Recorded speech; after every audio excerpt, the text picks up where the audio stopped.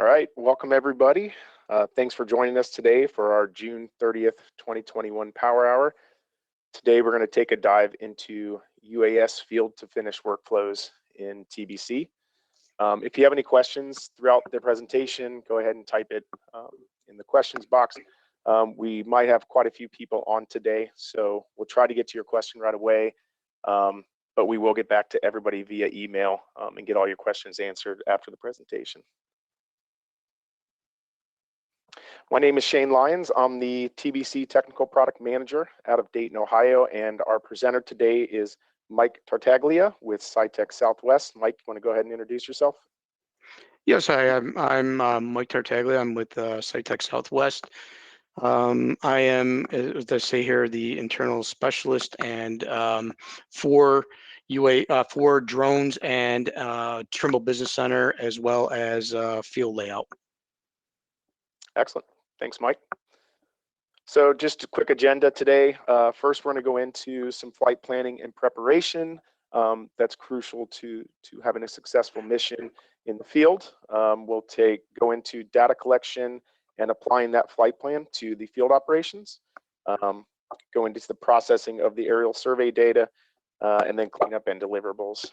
We'll end it with some TBC resources, show you guys some of the things that we put out there for everybody to continue learning.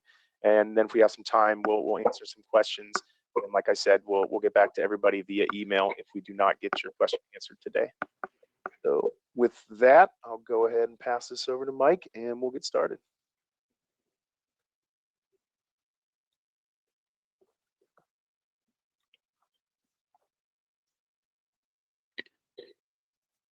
Okay, so everybody see my screen okay? I do. Okay, excellent. You put it in present. Okay. I didn't hear what you said, Jeff. Or can you put it in presenting mode? I can see everything on the screen. Okay. Hold on here 1 second. So you can see my PowerPoint, right? Yeah. Yes. Okay. Okay. Well, we'll just stay with this. Okay. Here's a quick review of myself. Now, for people that have been on other power hours, this will be very redundant for everybody. Nothing in my past has actually changed. It started out in 1988 BGPS. The funny thing is about this is how this came full circle. When I started out in 1988, I was actually laying out targets for manned aircraft, and I was out there doing traverse and level loops to find extra X, Y, and Z points as we were preparing the mapping. So you can see here for my performed many duties. Here's a big background on myself, of civil takeoffs, 3D modeling. Before I came to SITECH for about 7 years, I was building models and doing takeoffs for clients all over the country. And we were also at that time doing some drone processing. I spoke at Dimensions. I did civil takeoffs to dollars, tips and tricks in 3D modeling. Quick thing here too is this is the tools of the trade of where I started. And I want to focus on really this right here. These are stereoscopes. These are what I was using in the field because the manned aircraft would be sending me black and white photos, and they would be asking for an X, Y on a certain location, or maybe an X, Y, and Z, or maybe a Z. And what I would do is I would take those photos, lay them out on the hood of my truck, take out the stereoscopes. And what I was able to do at that time is when you got them to an even sight limit on your eyes, everything popped up into 3D. And what that would allow me to be able to do is to come up with what my crew had to do in order to get to that. Was it a really steep terrain? Was it a flat terrain? And if it became something that we thought was going to take us too long, unfortunately, what I would have to do is hop in my truck, no cell phone, go to a payphone, call the aerial company, or wait till the next morning where I could call them from my hotel room and find out if there was anything else that we can get in order to tie the stuff down. So as you can see, the technology has changed because now we're seeing things more readily readily and available on the computer compared to what we're seeing back then, where we had to read the photographs. So it is kind of funny how things are coming back full circle on what we do. And today, this is what I do. I do a lot of drone training, a lot of teaching, and I do a lot of speaking engagements. So today, what we're going to talk about is we're gonna talk about drone processing, flight planning, and deliverables. Now, the main thing that I want to talk about in the beginning is drone planning. That's where I see probably about 75% of the errors that happen. When I get the calls for the support to troubleshoot, when I start digging down and analyzing what they actually did out in the field, it comes out to be that they did not plan their flight correctly. So we're going to talk about what we should be doing for pre-flight planning. So what I have here is a best practice for performing drone flights. I give this out in my drone training classes that I teach out here in Arizona. And you'll see here that I talk about overlaps. And this right here is a DJI for the DJI Phantom 4 RTK PPK drone. This also works for a straight Phantom 4. Now, the reason why I'm showing this is because that seems right now to be the main drone that a lot of the contractors have gone to. I'm going to talk to everybody at everybody's level here. There's guys that I speak to that are great at flying a drone, but they know zero about survey. And then we have a lot of guys that are surveyors, really great at surveying, but they know very little about the aspect of what a drone does when it flies. So we'll be merging both ends of the spectrum today. I do that all the time. I'll have a drone pilot sit on one side of my conference table. I'll have a surveyor on the other side, and I merge both of their worlds together. And I just happen to be lucky where I was a surveyor, I'm a drone pilot, I merge these two. So we're going to talk about, the 75-75 overlap. That's what we find to be a pretty decent sweet spot. We talk about the drones in the RMSE accuracy range.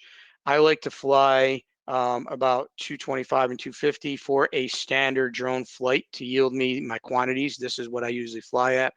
I'm concerned a lot of times with the GSD, and you can see right here that 2.08 is what I'm looking for. And over here, you'll see that an expected accuracy is about 0.2. I'll also teach and talk about linear flights as well as standard flight placements on why I set my GCP points no further. I actually go up to 1,200 feet. People ask, well, with GPS, why don't we set them at 3,000 feet? Well, the surveyor in me kind of goes, if I had to go out there and I had to prove myself and I had to go out there and shoot with a total station, I'm not shooting further than 1,200 feet. So I always go back to, I have to be able to protect myself, QA, QC what I'm doing. So if I have to do level loops or do things with a total station, I'm not going to shoot further than 1,200 feet. So these are my standards. These are what I teach. And so again, this may be different than what you do, but this is what I found to be give us great accuracy and results. The number of GCPs, I have a little formula here that shows me, roughly how many GCPs should be set out on there. And then I kind of break down some questions and answers about different types of things. And this is one that I get all the time. Even though if I'm going to give something to an engineer, do I need to still have GCPs if I'm going to run RTK? Yes, you do. I'm in the process of studying and passing my exam to get the certified photogrammetry for UAVs. And this is something that is pounded in your head, and this is what I teach my clients, and then this is what I follow when I'm doing this. And then I kind of show proper GCP placements. So this is just an overview of what we're talking about. Now I'm going to kind of show you how this information actually works in the office, and then how that office prep goes to the field. So I'm going to come over to my business center here, and we're going to look at a flight plan here. And you'll see here that I have my flight planned out already in the office. And if I turn the background map on, which is a very useful tool, I can make sure that I am definitely falling within inside the site of where I'm flying. So I use that. This right here is my flight limit. That's where the actual flight has to go to. And then you'll see in here that I like to set a buffer zone. And my buffer zone is where I'm going to place my GCP. So you can see here, I have my GCP placements strategically already set up on the site. And then I come in and I set up my images. So these are the image locations of where they're going to fall plus or minus on the site. Now, how I came up with this inside Business Center is there's a really good friend of mine that I do a lot of work with. He writes a lot of books on this, and he's also the head drone lead guy for Cooper Aerial. And Jim has written a flight parameter. It's on there. It's on his website, which is ccw4w.net. And the reason why I bring this up is because this may be a good starting point for you to get an idea of how many photos you're going to have, what you're going to see. So you can come in, you pick the drone camera that you're going to be flying, you set your overlap, and you figure out your flight height and then your image sizes. So once I have that set, I come into Business Center, and you'll see here that I have my grid set up to match my drone neat image areas. Okay, so once I have that, that's off just a little bit, but no big deal.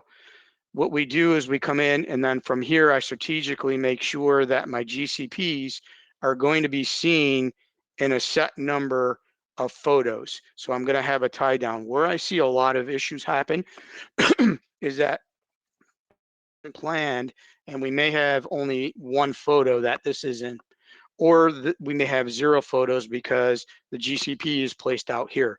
So like I said, 75% of the processing errors that I'm seeing and the frustration I'm seeing is that people aren't doing the proper flight planning ahead of time. So then you can see I pick the flight direction of where I wanted to go. I use smart text to come up with my acreage. And then off of my acreage, I have it built in with the smart text to come up with how many GCPs I'm going to need for this particular project. And then I just decide, I should be setting 20, but for this job, I'm only going to be setting 11 checkpoints as checkpoints, and you should be checking checkpoints for this. So then once I have this all planned, I kind of now will have an idea of battery management. How many batteries am I going to need? How many photos will I have, roughly how long this is going to take me, and I'm flying at 250 feet. I'm doing this more for a volume calculation than I am for actual survey grade deliverable. And we'll talk about, I have a survey grade deliverable that we'll talk about on what we do for that. So when I have this all set and done, the beautiful part about everybody being Trimble users is then we can export this limit right here out to the drone, and this will give us our flight limit sent directly to the drone as a KML. But then we send this information out to the field in the data collector. So we'll send this out to the data collector. These are roughly where I want the GCP points to be. And I set these up with like a 10-foot radius. And I say, hey, if you can put the GCPs any place within inside this 10-foot radius, as long as there's no tree cover, so you'll have to look up in the sky, make sure that we're going to be able to see these points. Again, that's another problem that I see. A lot of clients will go out there, they'll drop their GCP point and never look up.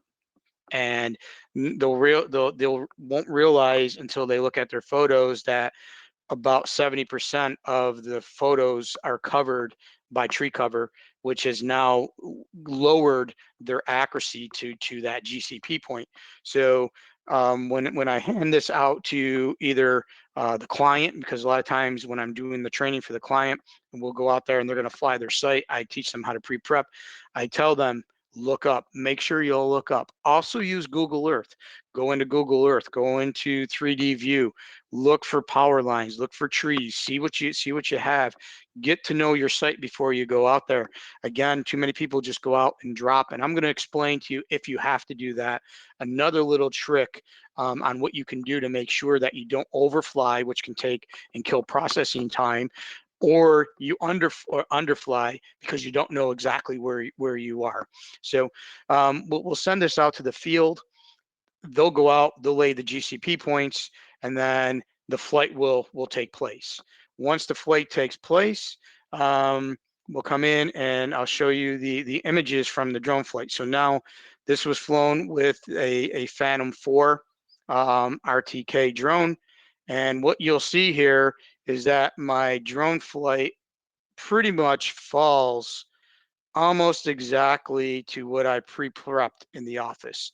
So now I should be expecting the accuracy that I'm looking for, as long as the photos are not have blurriness to them, they're not blown out, or they're not too dark. Again, what you want to do when you set up your drone, another thing that you want to check, not only do you want to make sure that you have the proper overlap, but you also want to make sure that you have your drone camera set correctly. So people don't pay attention to that. I like to use shutter priority. I do have photography, so for me to understand the shutter speeds helps out. But here's a good rule of thumb: on a very, very, very sunny day, I set my shutter speed to between 1200 and 1600.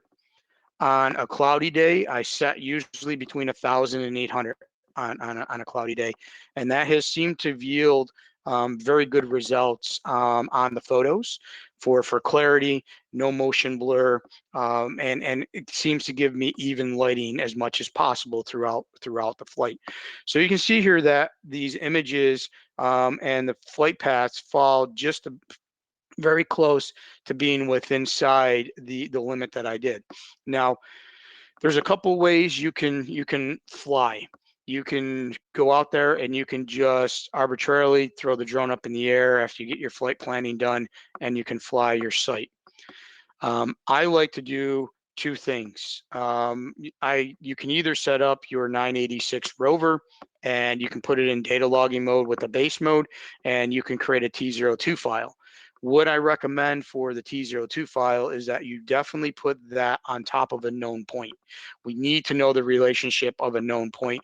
Where I see a lot of guys make mistakes is they just throw their tripod up, put their rover on, put it in T2 mode or data logging mode, and then they go. And we don't have anything to verify and do any cross-checking to. And then what we can do is we can bring the images into Trimble Business Center, and then we can do on here, you'll see that I have menuing set up specifically for each thing that I'm doing. Once I do that, you'll see that once I have that in here, I can do what is known as a baseline correction. This won't show up because this job has already been baseline corrected to that T02 file of the site. Okay, so once you have that, you then can go in and start doing your processing. So that's one way you can do it. Now, if you go out there and you fly arbitrarily, you can also bring everything in to Trimble Business Center, and you can do an internet download. This is where you would go out, you would find a core station, and you can set up refer stations. You can see here, I even have one of my test sites set up where I already have the core station set up in there, so I can check when I do an RTK flight, when I do a T02 flight, and I will also do a course corrected flight, and I will verify and check all three of them as I'm doing my testings. So then you can also do a course correction onto your drone flights. Again, you pick the nearest course zone. You can once you have that, you will do a baseline correction. It will correct your images to that. And the third and final way is you can do a true RTK drone flight. Again, if I'm using my Trimble 986, I will set that up, put it over a known point. I will do a here on it, and then I will do it over a known point. So when I do my here point, I'll go in and I will adjust the lat and long and the actual height of what I'm sitting on top of. So now I know that I'm on top and I'm inside my actual control point. Then I will connect that to my controller, send the corrections directly to the drone. But what I also do is, since I'm right there, I say, give me a static file at the exact same time. So I do burn static at the same time. Now with the ability, and this is what I love about the Trimble side of the software. So if you are, I'm not trying to sway anybody either way, but what I truly like about it is I have full control of everything that I do, and if anybody has any questions, I can prove what I have done. Now, what I like about the Trimble software here is the ability, when you have the photogrammetry module, you actually get a twofer, as we call it. You have the ability to now process everything right inside Trimble Business Center. So once I have this part done, I can come over to here now and I can go to adjust my photo stations. And once I have adjusted my photo station, I could do my relative adjustment. What the relative adjustment is for a lot of people, that is known as your tie point extraction. So you'll hear that thrown out all over the place. It's used by Pix4D and all the other companies. You're going to do a tie point extraction, and what that is that's going to go out there and find nodes in all the photos, all the adjacent photos, and they're going to kind of tie the photos together and align them correctly. By doing a corrected flight, by PPK correcting or doing an RTK flight, this speeds up the tie point extraction because everything is aligned better than if you flew it and did no correction at all. So I hear a lot of clients go, man, it's taking a long time to do this. How come, this other flight that we did, that we did with you on the training session had just as many photos and it went a lot quicker? Again, because it was a corrected flight. Things were more organized, they were aligned better, the relative adjustment didn't have to work as hard. So once you have the relative adjustment, you'll get a result will pop up and it'll just kind of give you some information in regards to the tie points in your camera calibration. Then from there, you would go into an absolute adjustment. The absolute adjustment would be, this is where you're going to pick your GCP points and tie the actual drone flight down to the GCP points. Now, what I have seen with RTK corrections as well as PPK corrections, I'm just going to call this my little drawing tool up over here, is I have seen good results if this is my target. When I get to this spot here, what I am seeing is I'm actually seeing the little triangle in my photo showing up on my mat here, or maybe just a little bit off of my mat. And I've actually have had some where the photo location has fallen pretty much on the mat. We're in a non-corrected flight. What I will see for that is I see a lot of the points actually out over here. So I have to work a little harder to actually find that and say that goes over to there. So there is some other benefits to, doing some proper flight protocols by PPKing or RTKing your drone flight and setting things up to help in the office to cut down the processing time of your drone flight.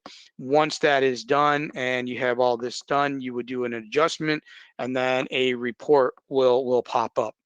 Now, this flight, my client wanted to know also, because they did a lot of things in Business Center, but they wanted to know, how would I do this in UAS Master? How would this transfer over, say, to UAS Master? Because you told me, Mike, I get a 2-for-1. I want to know, I want to do one in Business Center, one in UAS. So to go to UAS Master, all we would do is click on this icon right here.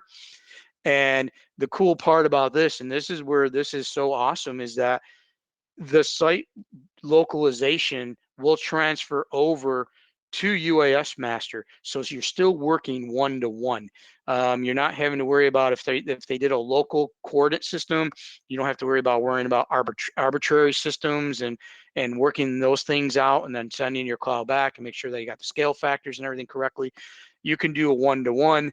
You would pick the flight. This flight was done in 2 flights. So what I was able to do was merge the 2 flights together and create one flight mission. I would just click the mission.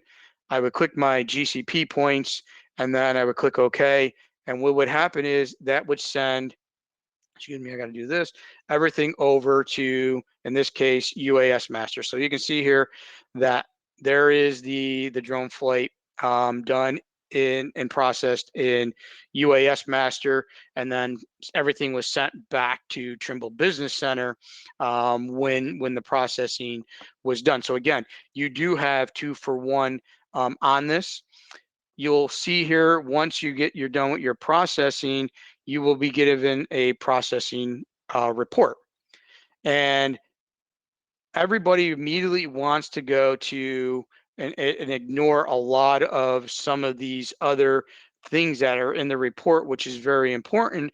Everybody immediately wants to go to ground control. I want to see where my ground control is. Well, if we look at this, you will see here that we got on our ground control points with the setup that we did 200ths of accuracy, root mean square error on our ground control points. Okay.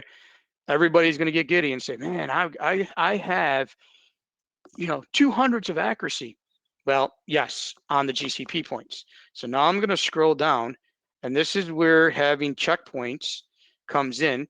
And we'll see here on our checkpoints, you will see my overall accuracy on my checkpoints on my site is 2/10. Okay.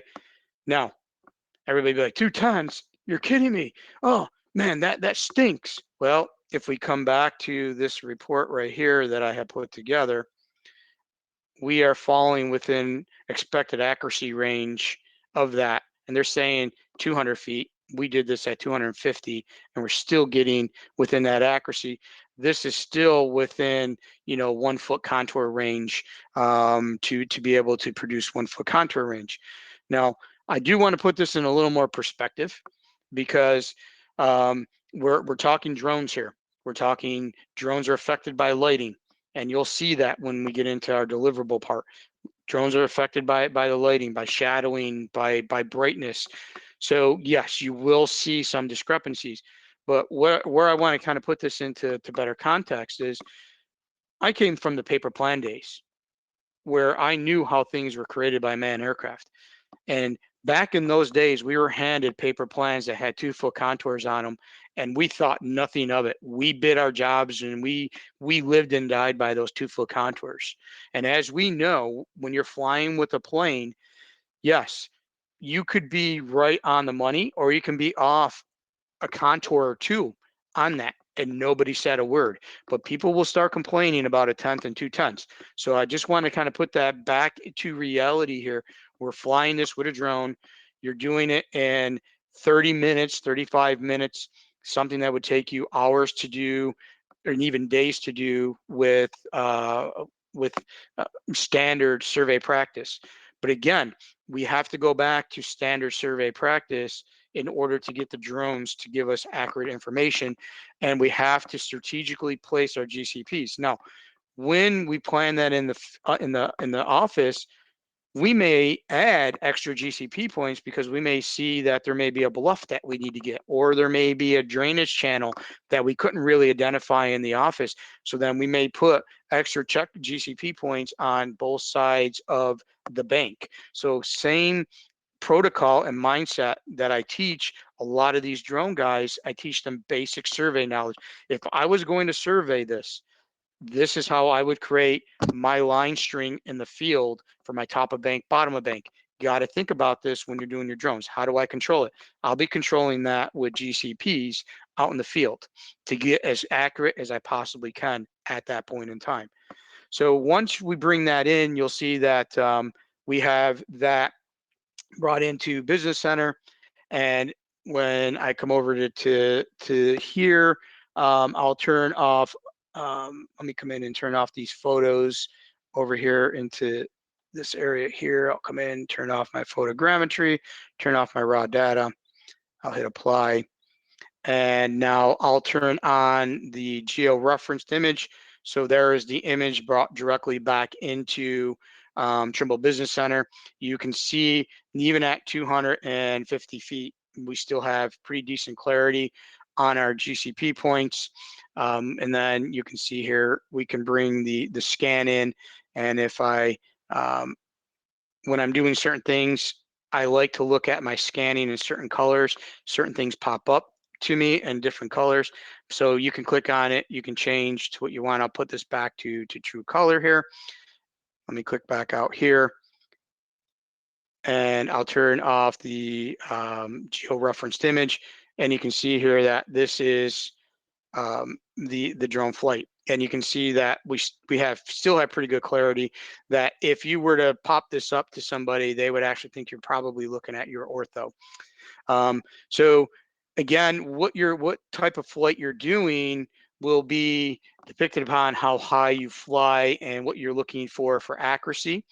And what we started to do in here is we started to outline a few features. So if I just come in and turn on my 3D and I'll turn off my flight areas, you can kind of see here, they wanted to see how would I start outlining, say, my parking lot, islands, the basketball court.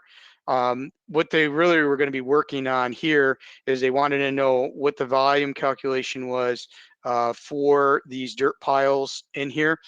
And then they were going to be working on building and updating their fields and putting some new trails right through the pine trees and stuff here, kind of working through. So we're working in Business Center on the designs of these. So now we're able to take this information and work on the designing of new fields and stuff from this drone flight through here.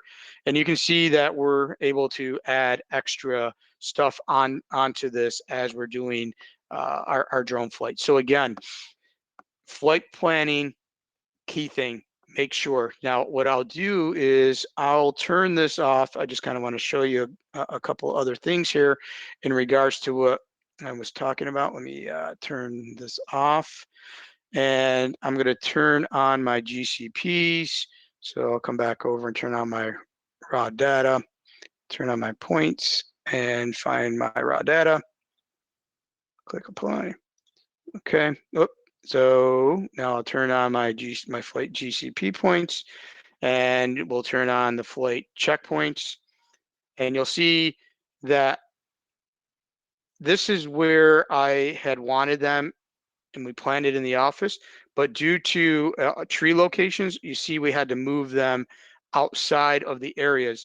But what you'll see that we're pretty darn close of where our GCP actual placements are in the field to where we pre-plep them. So again, understanding the strength of triangles. So if you have a good survey background, and this is where I teach people that don't have a survey background, the strength of triangles. It's the same thing when we put models together.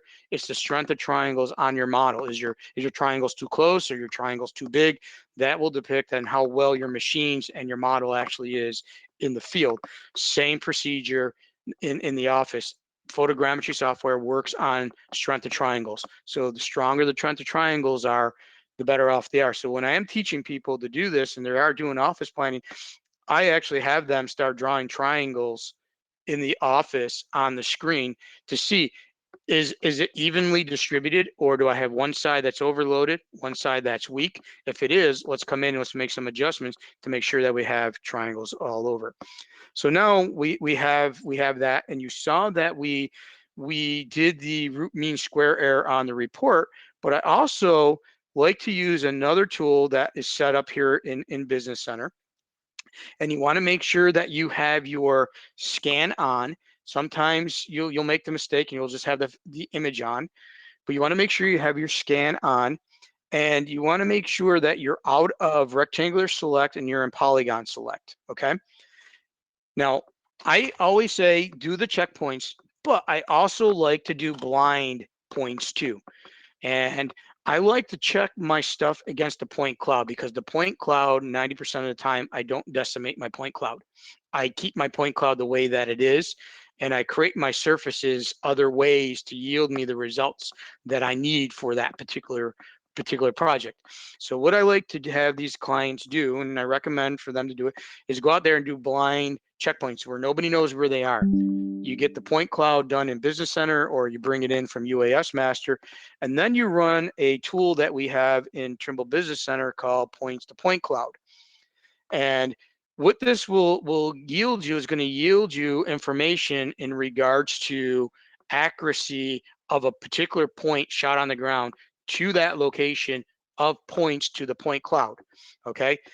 I see a lot of guys will do to the surfaces. Now, the thing with surface, a lot of times we have to loosen up the surface or decimate the point cloud a little bit to give us a surface that we can actually fit inside a data collector to go out there and do checks.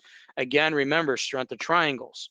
So if we have a triangle that is missing a point or going over a point, then what'll end up happening, so if we have something that's 500 feet away and we have 100 and we have 110, it's going to just go 110, 19, 18, 17, 16 across there, but that may not be what is actually happening.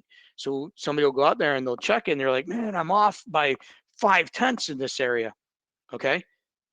And then they come back and say your flight is wrong. What you gave us on my report is wrong. So what I always tell everybody is do some blind checks and then go against your point cloud. So here, all I'm going to do is I'm just going to pick a couple of points here. So I'll come in and I'll pick, say, number 8 here, and then we'll come in. I'll hold down my control key. I'll pick number 21, and I'll just say let's go to a 1 foot tolerance, and let's give me like 3 points with inside that range, and let's see what we're getting for differences between the point cloud to the actual points on the ground. And what you'll see here is that is showing me that my Z values are falling right in line to what my root mean square error is telling me from my processing. So I will have them set a bunch of blind points, bring it in, check the accuracy of the drone flight. Okay. So again, now you have an extra backup on top of what you're flying and on your report. So that's a great tool that is called Point to Point Cloud. Great tool, use it all the time for verifications. Now we can come in, do whatever we want to do for volume calculations. I'm not going to get into that. That's not what we're talking about today. That's something we can talk about in a whole other realm. Now, what we can do in Business Center now, what I want to also mention here is we have a lot of clients that don't process themselves. You can do the same thing if you have a third-party process for you and you bring in the point cloud and you bring the ortho in.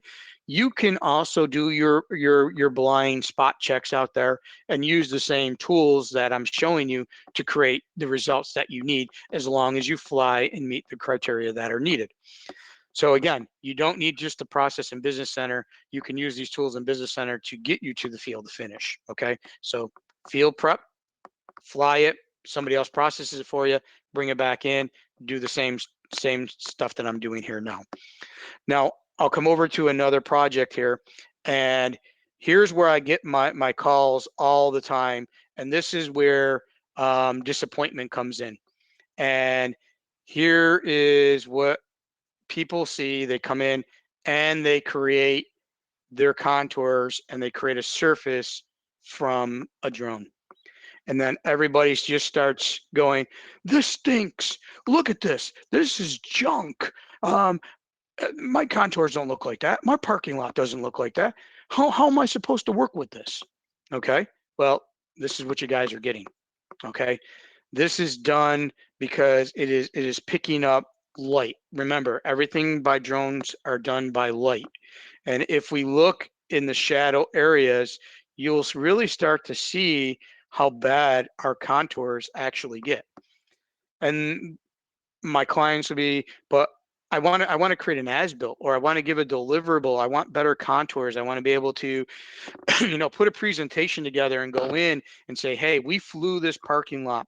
This is what we see. This is what it's going to take us maybe to do the box out or do a milling and a replacing and cleaning things up. So how can I present this to somebody and make it presentable? So what I teach, and what you have tools inside Business Center that you have to do cleanup. So remember, I went back to say that a lot of these people today, because of the technology, kind of forget what we had to do in the olden days, and they kind of laugh at us old guys when we're asking these questions, or they look at us with deer in headlights. So the standard practice of what we did back then still plays out to great success today. Now, we are getting some great tools coming out, and we do have, line extraction tools and things like that, but nothing is 100% foolproof. We do have the ability to extract ground and remove trees and suppress cars and do all that. And you can get between 80 to 90% with that. You still are going to have more cleanup to do. So I teach old school way. I go back to true planometrics, the way things were done when you had to do it by plane, and the way I'm seeing a lot of companies that produce these kind of deliverables are using, and that is done by use of planometrics. And when I switched here, I lost one of my tabs. So let me get my tab back, my flight planning tab. And I'll come in and I'll start to create planometrics. So I'll come over and I'll kind of show you what I mean by my planometrics. I'll create 3D planometrics here. And now what you're going to see here is I'm coming in and I'm actually creating my curb lines. I'm creating the sidewalk. I'm creating my islands. And if I look at this in 3D, what you'll see off of this is I'm building my site the way it's supposed to be built and look based upon my my planometrics. Now, what I use, there's a couple of tools you can use to create this. You can use the line string tool and create your line string. You can use the polyline tool again. You may be mixing and matching when it comes to certain things, because again, if we come in and we look at the shadow areas, and I look at a shadow here, my vertical on this shadow could be off. So there's times where I'll be mixing a 2D line with a 3D line, and then modifying the 2D line to kind of match to what the 3D line needs based upon different shadowing. So having somewhat of a survey background, as I'm doing this, what I'm doing is I'm doing my survey in a very safe, controlled environment now. So now I'm actually doing what I would be doing in the field, but I'm doing it on top of the ortho with the point cloud underneath it to grab the information that I need. So now I'm following true survey practice of what I'd be doing in the field, but I'm doing that in the office. One of the tools that came out recently that has been a very big help, it's even though it's called takeoff lines, this is done by Rockpile Solutions. But what I really like about this for this planometric workflow is the ability to have it. Oh, I must not be logged in. Hold on, I gotta log in. Sorry about that. I thought I was logged in. And if you don't have a Trimble account, now is the time to go get it. If you want to, go to Trimble, connect.trimble.com. At the top, there'll be a login. Click on that. And then if you don't have an ID, click on create a Trimble ID and get yourself an ID. That's how I got the background image in the background. So that will be a big help to you. So if you don't have one, go ahead and get one. It's free, and it gives you a lot of capabilities on a lot of stuff. So now that I'm logged in, I should be able to call up this command here. And what I really like about this command for this planometric use is I could come in and I can create a surface and I can add things to a surface. So I can have it be building my surface for me as I'm doing this. I can have it do 2D elevation. So now I'm not having to switch between menus between a polyline and a 3D and a line string. I'm not having to come in and out. I can focus on what I'm going to be doing survey wise on my screen. And then I can have it auto close. And this auto close works really slick when I'm building the top back of the curve. So after I close this island, I can just go over, work, close that island, go over, close that island, go over, close that island. So I'm speeding up my whole in-house survey workflow by the use of this tool. It also has the ability to pick up some curbs here. Now, because this is real world curbs and some things aren't too, they wobble a little bit or they're not truly a 15-foot radius curve. There is some things that sometimes the curves don't work. So there's been some areas where I had to do little cord lengths to get that in here. If I can say, what I would like to see is the same thing that's inside Business Center, where we can do smooth arc, where we can make a smooth arc off of like points. That would even make this tool better for what we're doing on this planometric. So then I come in, but what I like to do here, and a lot of people don't utilize this, is I like to use quick contours. Okay, so if I turn on my main site contours, what you'll see here is these are quick contours. And as I'm adding this stuff to the site and creating the surface, I will start getting quick contours to kind of show me what is actually happening based upon the information that I'm putting in. So I'm getting instant feedback on is an elevation right, or is there an elevation bust? Should I go in? Should I look at something? And if I see something that's funky, I can come in and say, okay, let's take a look at my top back of curb here. I can right mouse click. I love to use the profile viewer on here, and I can look at the profile, and then I can see here that, oh my gosh, there is something wrong. I do have an issue here. So now I can come in and I can do an edit. And then I can click on this little point right here, and I can say, well, based upon the average of these, I'm going to say that maybe that point really should be to that elevation. I'll fix that, and then I'll hit close, and then I'll get instant feedback to see what did that do to my contour. Now, this is also already set up, and I use the create side slopes. So I come in and I already have templates created. So if I say copy definition, say with no edit, you'll see here that I have, islands set up. So all I have to do now is come in, I can check to drop my islands in, my top of islands, come in, use this cool tool, create side slope, create my first template, drop, drop, drop, drop. As I'm dropping them in, it is creating my surface. I get instant feedback from my quick contours.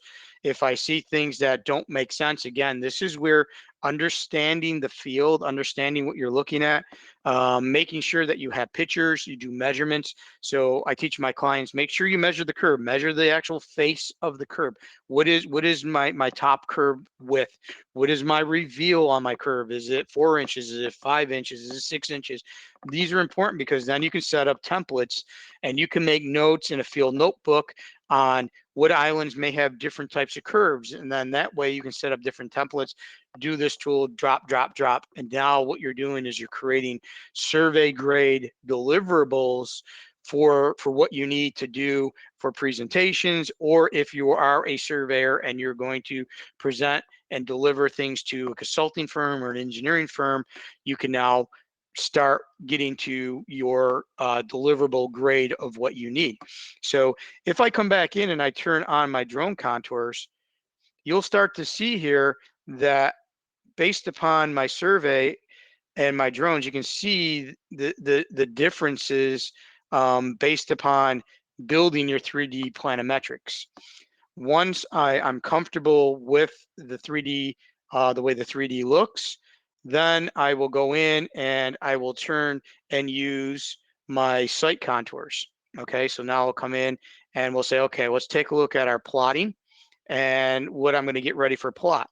And now you'll see that these contours are a lot smoother, because when I use the quick contours, they're not smooth. They're just contours that are generated off of the Planometrics. Again, very good on a visual. You're not flipping things side to side, taking a look at different things. You have everything right here on the screen. And that's why I love so much of Business Center. Now, again, you can have a third party do all your orthos, do all your drone processing. You can bring it in, use the tools that I kind of showed you that I use, and you're able to create these. Once I have this and I like it, then what I can do is I can come in and I can now start creating, say, my plan sheets, and I can say, all right, I want to create this, say, as an as-built.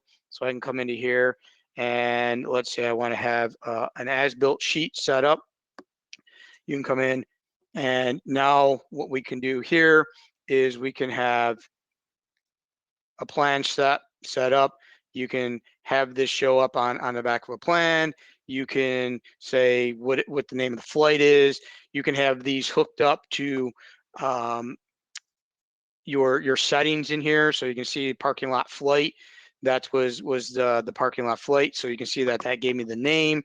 You can have job descriptions, comments, the sheet, different legends. So in here, since I was only doing a presentation in here, we can have these for colors kind of show up if you're going to plot this in color, representing what different entities are, what your sidewalk, what your bottom of pavement, what your curb are, things like that. And then again, inside your settings, you can have this all set up so all of your site information pops in. You can have your logo, if you have a slogan, set up in here. And then once that's done, you can just, again, I have things set up a little differently. I can come in and use some of these other tools. I can add maybe a site photo to this. So maybe I have photographs that I took, and I do have my clients take photos of the location of the GCP points. I'm starting to work with them. Here's another quick trick.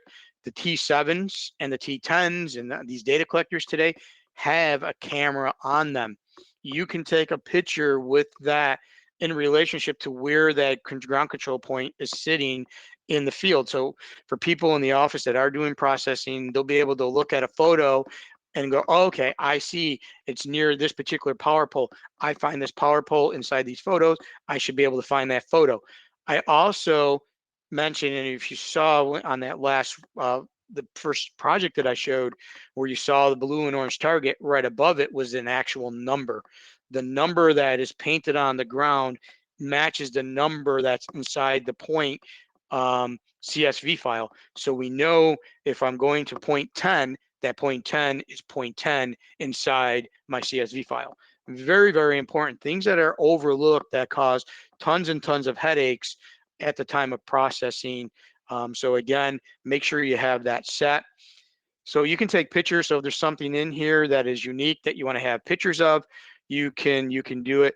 Now, what we also did on here is we were able to come in and we did a line string along the cracks. So they were able to come up a lineal feet of cracks that were out there. Striping, we were able to put lines on all the striping, and we were able to come up with our striping count.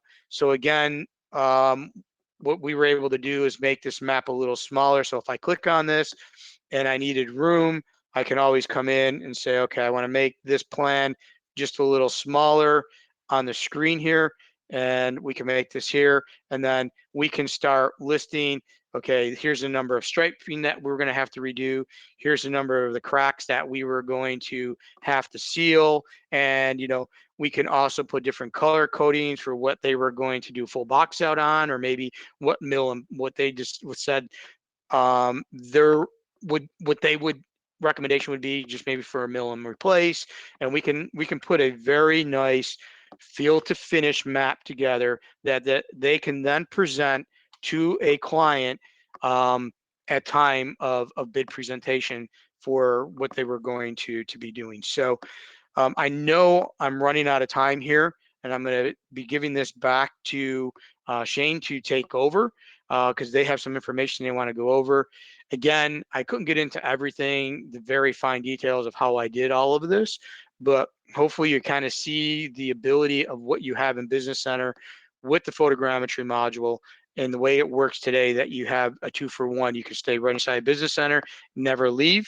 Or if you want to go and mix and match and do some things in UAS Master, if you're currently using UAS Master and you like some tools in there, and I'll agree with you, there are some tools in UAS Master that I really, really like, that I hope that do get merged over to the Trimble side. But you have the ability to work in both. So thank you for the time. I greatly appreciate everything. For giving me the opportunity to speak to everybody. And again, like what Jeff and Shane said, we will take questions at any time by email, or if we have time, maybe we can answer some now. So I'm going to turn everything over to Shane. Okay, thanks, Mike. Thanks for taking time out of your busy schedule too to put everything together and help us out here. There are quite a few questions. We are reaching the top of the hour.